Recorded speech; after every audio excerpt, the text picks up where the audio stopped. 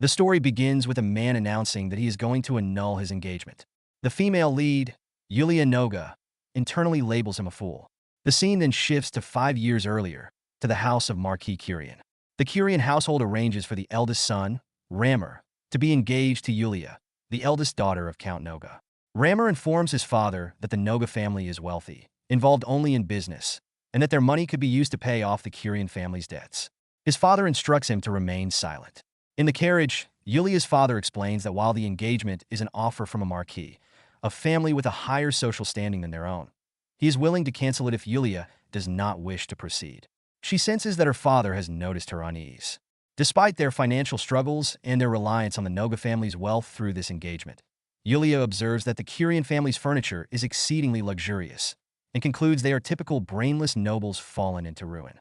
Rammer, she thinks, is no different. However, Yulia realizes that by securing the title of a marquis, she could expand her business ventures, making the engagement seem worthwhile. From the start, there had been no romantic feelings between her and Rammer. Their engagement had been arranged by their families purely as a political alliance. Returning to the present, Rammer declares that a woman like Yulia is unworthy of him. He announces that he has met an angel named Julie, with whom he intends to marry, and asks if Yulia understands. She smiles and tells him that she does. Internally, she wonders if he is unaware that the Marquis household demands monthly payments from the Noga family. He then concludes the conversation and instructs her to pay the bill, claiming he has no money. Yulia agrees and, as he departs, he warns her not to harass Julie. Yulia waves at him with a smile, thinking that if he is truly capable of breaking off the engagement, then he should do it. She does not care, but she does ponder whether Julie refers to Miss Banach. Suddenly, a woman trips in front of Yulia. Concerned, Yulia asks if she is all right, and the woman apologizes, assuring her that she is fine. Julie Banach had transferred to the school from downtown earlier that year. A commoner by birth, she was later revealed to be the illegitimate daughter of Count Banach and was brought into the family. With her lovely appearance and cheerful personality, Yulia's fiancé was immediately captivated by her, but something about Julie unsettles Yulia. After school, Yulia heads somewhere and greets a woman, asking how she is doing. The woman, Matilda, a former veterinary nurse to the royal family, responds that she is well and has been waiting for Yulia. Matilda reveals that she has acquired excellent tea leaves from a neighboring country, and they should try them. They prepare to begin their meeting, and Yulia feels a surge of excitement because it concerns the continuation of the publication of a book titled DokiDoki. Even if I become a nobleman, I will do my best. Yulia, a successful businesswoman managing product development and the Noga family stores that specialize in merchandise, is also responsible for publishing and editing this book.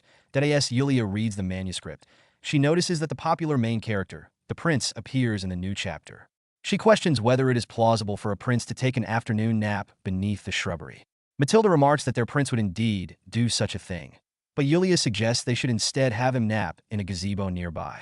Though it is a fantasy story for readers, Yulia argues that the scene is too far-fetched, and a prince would not sleep in such an exposed location. Moreover, if any nobles were to read the book, they might assume the prince depicted is based on a real person. She stresses the need for a degree of fictionalization.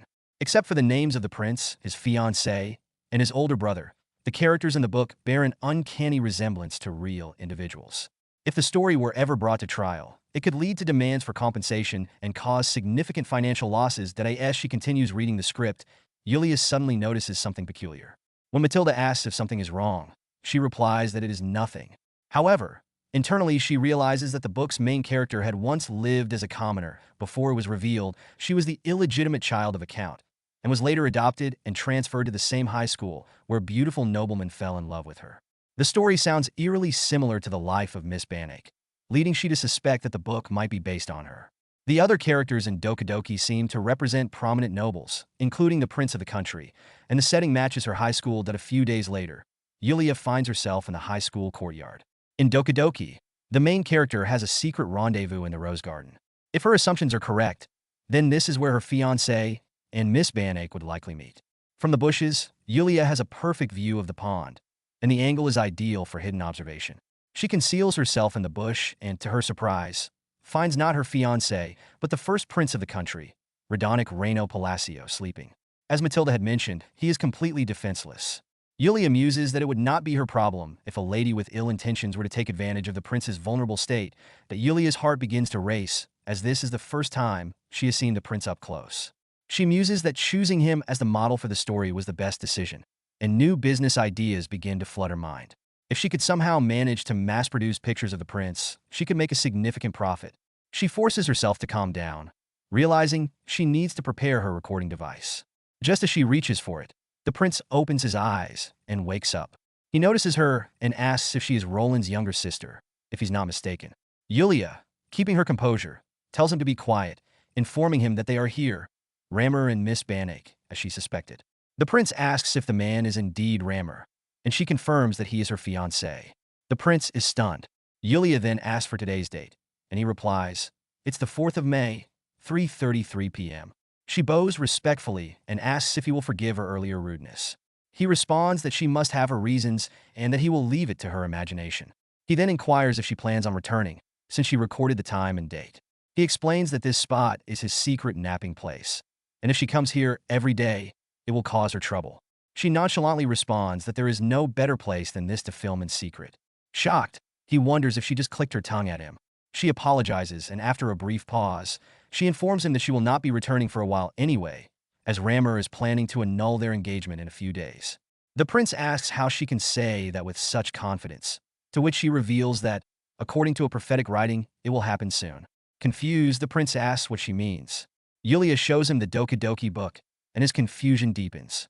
She directs him to a bookmark page, showing him that the scene they just witnessed is written there. The prince reads it and remarks that she is right. Yulia tells him he doesn't have to believe her. He then questions why she was recording the moment. Yulia reveals that, according to the prophetic writing, she is portrayed as a foolish and jealous woman. Assuming Miss Banach is the protagonist in the novel, Yulia reasons the villainess must be her. If things continue according to the writing, Yulia, driven by jealousy, will bully the protagonist, leading to her exposure. Rammer will use this as leverage to annul their engagement, and as the primary instigator of the bullying, Yulia will be convicted, resulting in a miserable school life. The prince looks at her, bewildered. Yulia continues, explaining that she doesn't actually consider herself a fool or a deeply jealous person, and in truth, she doesn't even love her fiancé. The prince asks if it is wise to speak so openly about such matters. Yulia dismissively responds that he isn't an important figure in her life. He's like the clouds above, distant and uninvolved. She asks if the trivial chatter of one female subject bothers him so much. He then asks again if she is Roland Nogua's younger sister, and whether he shouldn't involve himself, considering she is his friend's sibling. Yulia acknowledges that while the prince is indeed her brother's friend, he is not hers.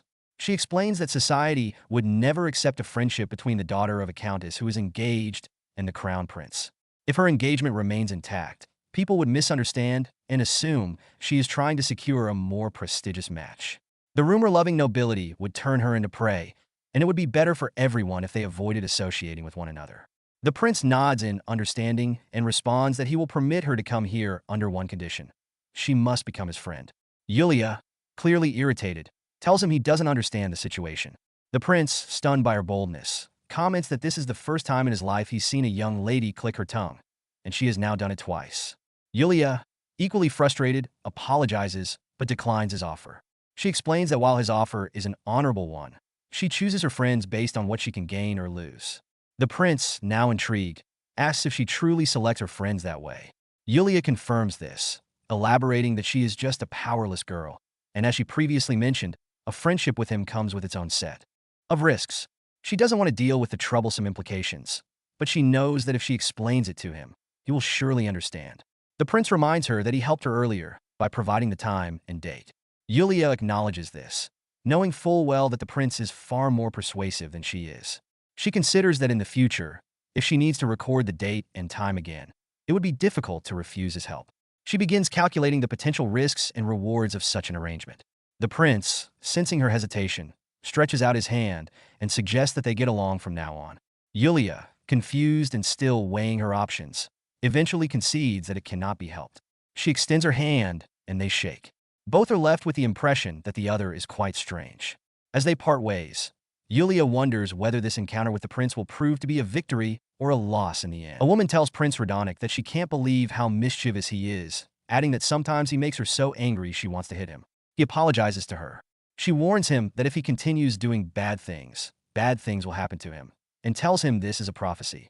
Radonic wakes up and mutters that it was just a dream, a nostalgic one. Roland, who is with him, appears confused when Radonic expresses his desire to become friends with Yulia, Roland's sister. Radonic explains that she is a very interesting person. Roland, though, counters by saying Radonic's evaluation is wrong. His sister is not only interesting, but also beautiful and intelligent. He then wonders aloud if he might be a siscon, sister complex. He reminds Radonic that Yulia is engaged to Rammer from the house of Kyrian, and that Kyrian approached their family solely because they were after the Noga fortune. That's why they offered an engagement. Both Roland and his father had opposed the match, but Yulia had insisted that holding court rank would make conducting business easier. Roland becomes emotional, even tearful, saying that if there's any trouble with Rammer, he will annul the engagement immediately. Radonic, reflecting on what happened the previous day, reveals that Rammer is having an affair with another woman. Radonic also shares that Yulia was using a magical tool to record evidence of Rammer's infidelity. Roland, still stunned, asks how Yulia appeared during the incident. Radonic, recalling the moment, tells him that she seemed lively and full of energy. In his thoughts, however, he remembers the cunning expression on her face. Roland clenches his fists and declares that he will kill Rammer. Radonic urges him to calm down, explaining that Yulia is gathering evidence of Rammer's wrongdoing, and Roland shouldn't act impulsively. Roland, slumping in defeat, admits that the only thing he truly wants is his sister's happiness. Radonic acknowledges Roland's deep affection for Yulia and adds that she is indeed very beautiful. Roland, in turn, gives Radonic a sharp look and warns him that even if he is the prince, he won't forgive him if he tries to get involved with his sister. Radonic, perplexed, asks why Roland allowed Yulia to get engaged to Rammer in the first place. Roland explains that once Yulia sets her mind on something, she's incredibly stubborn, and that, too, is one of her endearing qualities. To himself, Radonic muses that Roland is, indeed, a siscon. Meanwhile, in the dining hall, a group of girls approaches Yulia and invites her to join them for lunch. She politely declines, explaining that she has some work to do and can't join them. She sits alone at a table, listening to the girls gossip about various stores. After a while, some of the girls approach her directly. Yulia asks if she can help them with something. One of the girls comments on Yulia's shoes, mentioning that they become quite trendy downtown, and even a noblewoman like Yulia is wearing them. Yulia asks if they came over simply because they were curious. The girl admits that's the case, apologizing in case it came across as rude. Yulia inquires if the shoes are comfortable, and they confirm that they are. Smiling, Yulia reveals that these shoes are sold in her store and are currently available in this color only. She then asks if they would prefer other colors. The girls eagerly suggest various colors, and Yulia writes them down, thanking them for their input. She explains that their feedback will serve as a helpful reference and asks if it would be all right to hear their opinions after they've created some samples. The girl, surprised and excited, asks if that means they will be the first to see the new designs. Yulia confirms this, adding that it would be wonderful to get their input on the new products. As the conversation progresses, Yulia feels satisfied, realizing that this went better than expected. She had hoped to gather ideas for new products through conversations with students in the commoner building, and these two girls had piqued her curiosity for some time. Miss Renard, one of the girls, is the daughter of a common winemaker and is known for her extensive knowledge of alcohol. Miss Grintier, the other girl, is the daughter of a commoner vice-captain who commands a trading vessel and is renowned for her beauty. Yulia feels a sense of triumph, happy to have gained valuable information about what's popular downtown, how her store is performing, and the opportunity to potentially make a huge profit. Suddenly, Radonic appears, and the girls swoon, falling head over heels for the prince. He addresses Yulia, telling her that he has something important to discuss with her and insists that she come with him. Yulia feels a wave of irritation wash over her. She had been making excellent use of her time and didn't want to be interrupted. She had planned to do more research and had no desire to follow the prince. Still, she acknowledges that as much as she might want to ignore him, it's not really an option. After all, he is the prince. Politely but firmly, Yulia tells him that she is currently in the middle of a conversation and asks if they can speak later. Radonic refuses, insisting she come now and instructing her to bring the prophetic writings with her. They step outside, and Radonic immediately asks Yulia if she knew. She, somewhat puzzled, asks what he's referring to. He explains that earlier, just before noon, Julie bumped into him in the corridor. Yulia responds that it was to be expected. She reminds him that in Volume 2 of the prophetic writings, there is a scene where the protagonist is about to fall, and the prince saves her. That's how they meet. He questions why she didn't warn him about it. She simply smiles, replying that he hadn't believed in the writings at first. Now, she asks if he does. Radonic, slightly taken aback, presses her, asking if she genuinely finds this situation interesting. She admits that she does, stating that being interesting is a wonderful thing. They enter the room, where Roland spots them and immediately questions why they are together. Ignoring Roland's inquiry, Radonic sits down and opens the prophetic writings, remarking that the protagonist and the prince meet in the second volume. As he reads, he starts to tremble, realizing that the prince in the book is him. Yulia calmly tells him not to be so alarmed. After all, the protagonist in the story is simply flirting with the prince during their conversation. Radonic is stunned. He continues reading, now even more nervous, as the book describes how, days later, the protagonist meets the prince again in the rose garden while he's napping by the gazebo. She thanks him, and they become friends. Radonic shuts the book abruptly, visibly shaken, and declares that he would never nap in such a conspicuous place. Yulia smiles, explaining that she altered that part to make it more romantic. Roland, still confused, asks what they're discussing. Radonic, half joking, wonders if Roland also appears in the novel. Yulia responds that he does, describing Roland as a beautiful, sincere, and wise person. Roland doesn't fully grasp the situation, but he is clearly pleased. Inwardly, he suspects that Yulia may have a brother complex, Brokon, that he asks when he appears in the story, and Yulia reveals that Roland makes his appearance in the second half of the first volume, where he breaks the protagonist's flag, ensuring no romantic developments occur. Roland asks if she isn't giving him special treatment, but Yulia insists there's no favoritism involved. Shifting the conversation, Yulia asks Roland if he's recently seen a lady near the water fountain.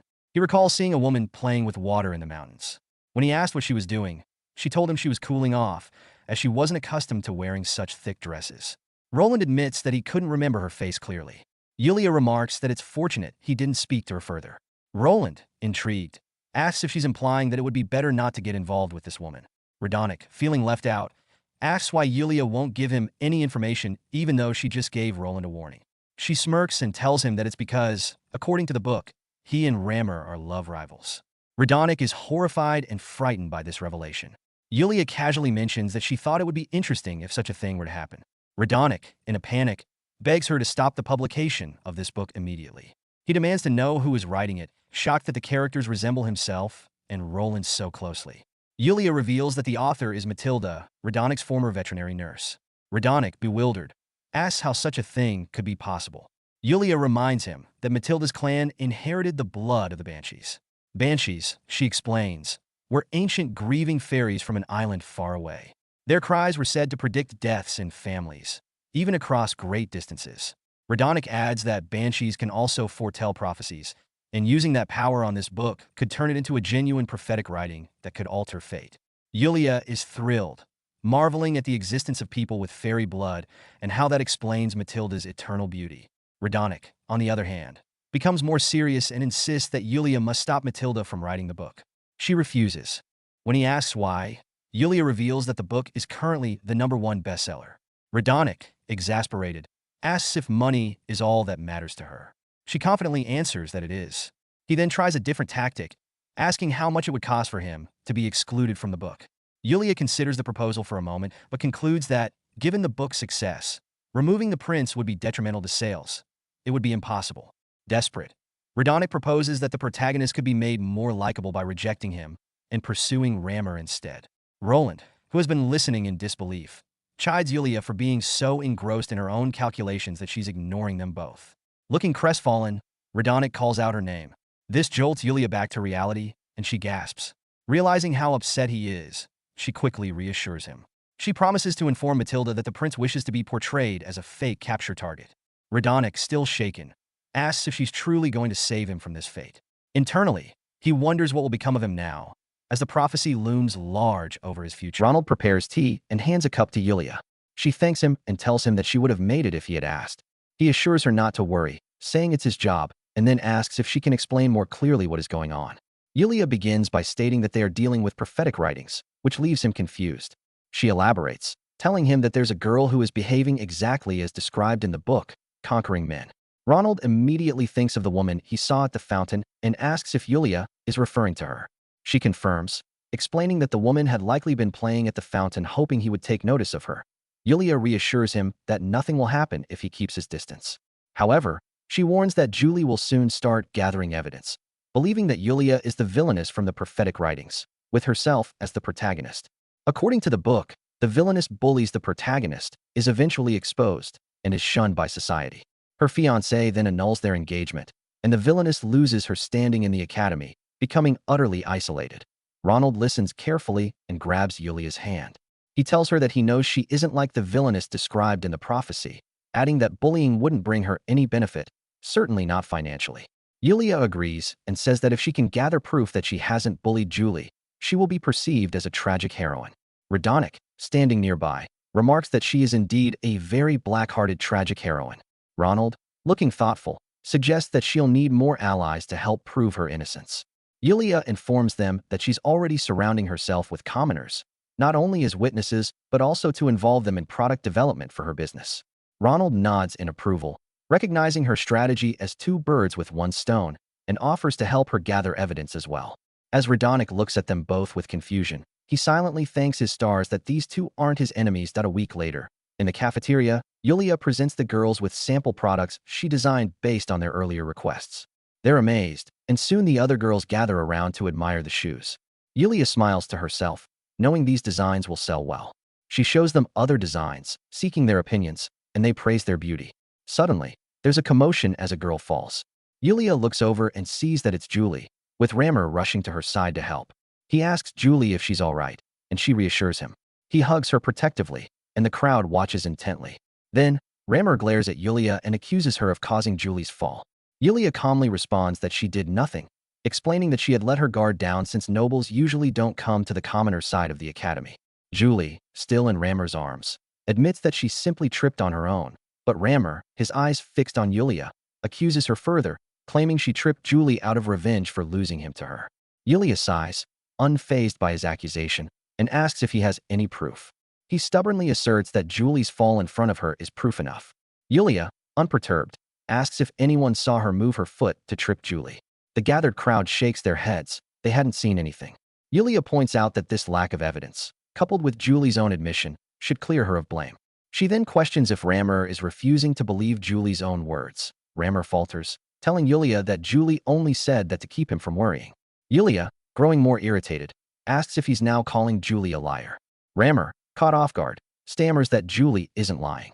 Yulia presses him to believe Julie's words, that she tripped on her own. The conversation quickly shifts as the other girls return to discussing the skirts Yulia had been showing them, and both Rammer and Julie find themselves ignored. Frustrated, they stand on the sidelines. While Yulia resumes her business, the scene shifts to Noga's residence. As Yulia prepares to leave, the butler asks where she is headed.